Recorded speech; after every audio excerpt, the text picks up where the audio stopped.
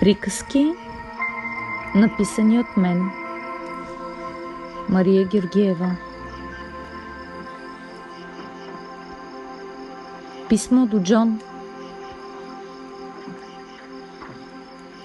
Виждаш ли ги, Джон, как устремено вървят по пътя с високо вдигнати глави, но отвътре жилите им са опънати от злоба. Измъчват се да опонират на напъна, но да се отпуснат не могат. И как да могат, като егото е по-високо от тях и стърчи? Много стърчи, но го носят с гордо вдигната глава и усещане на корона при царско коронясване. За кралски усаби се мислят, Джон, казвам ти. Не осъзнават, че са човеци, също като нас.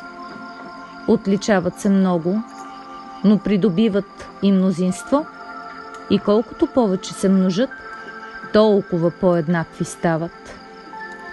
Как ги виждам ли, ме питаш, Джон? Виждам ги веднага, защото ми напомнят за сенките, които носех в отдавна изминали времена.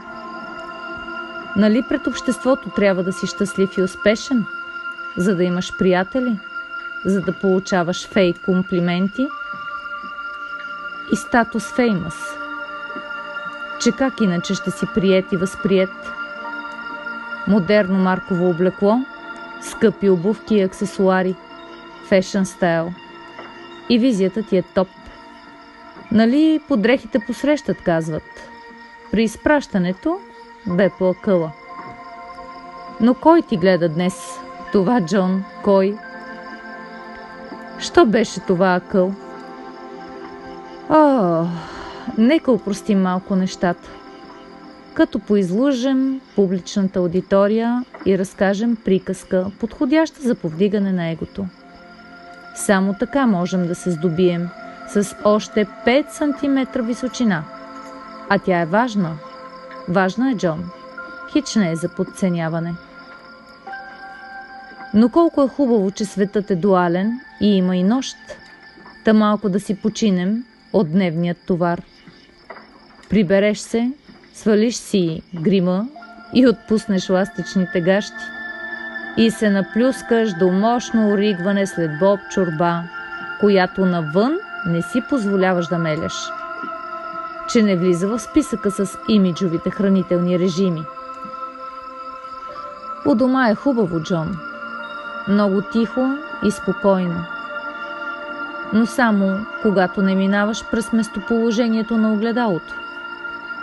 Ама и него можем да излъжем с лекота. Направиш си селфи и го съпроводиш през филтрите на модерният си скъп телефон. Че за какво ти е иначе, ако нямаш всички екстри и само ти дрънчи? Сега, Джон, представи си един друг свят. Свят, в който има... Не, Джон. В свят, който няма телефони, няма интернет и селфита с снимки. Свят на поляни и борови гори. Кални бутуши и прибрани коси в забрадка.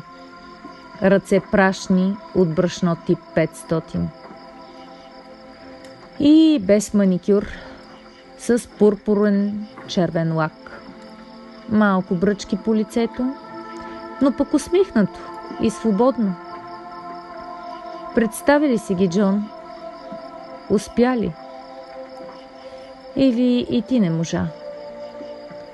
Толкова сме свикнали да сме фалшиви, че трудно се намираме в собствените си бездушни уединения. Къде сме, Джон? Къде? Съществуване, усещане за безсмъртие и земна холограма. Така е, Джон. Така е, скъпи мои. Строителите на един нов свят, на една далеч по-същата планета, но измислени анимационни герои от комикс. До утре, Джон. До утре.